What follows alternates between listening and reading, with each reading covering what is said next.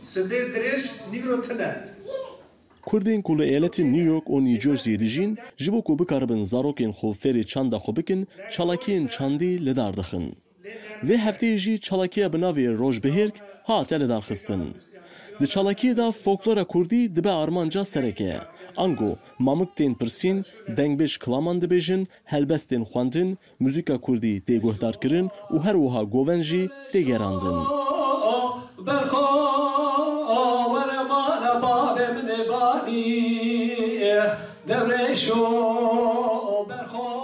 Hêje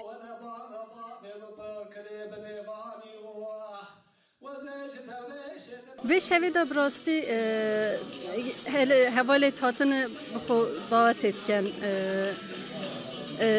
Helbestan dibêjin, mamik digotin, zarokên me xir dibin û çanda Kurdî dizanin dibînin, heka nebînin neşin hûre bibin bi rastî. Daxwaziya me ev e ve he xirbûna me sedema zarokên me yê Kurd bîtin, ev jî çanda xwe, kültûra xwe bizanin.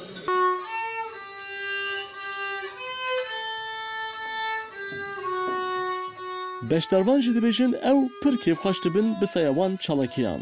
Lewre, ew him çanda xwe dijîn, him fêrî zarokên xwe dikin û her wiha çanda Kurdan li Amerîkayê didin nasîn. Li hev re em ketin têkilî ji bo em dikarin ji bo Kurda pêş de biherin. Li Kurdê Amerîkayê hî hevnas nakin, hî dûr, bakur, bajûr, rojava, rojhilat.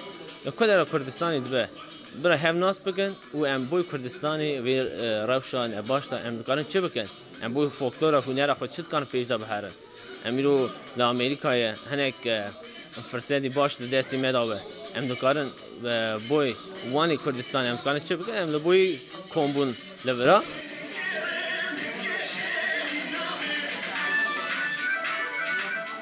Rêveberên rixistinê dibêjin ev nêzî 2 salan e çalakiyên wan dest pê kiriye û heta niha çalakiyên wek Şeva Edebiyata Kurdî û pîknîk hatine li darxistin. Ez dura bayê sibeme xumxuma av û cema.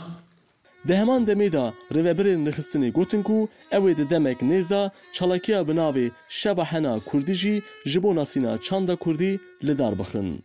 Armanca wan ev e ku Kurdan bînin cemhev. Sinan Tunçdemir, Dengê Amerîka, New York.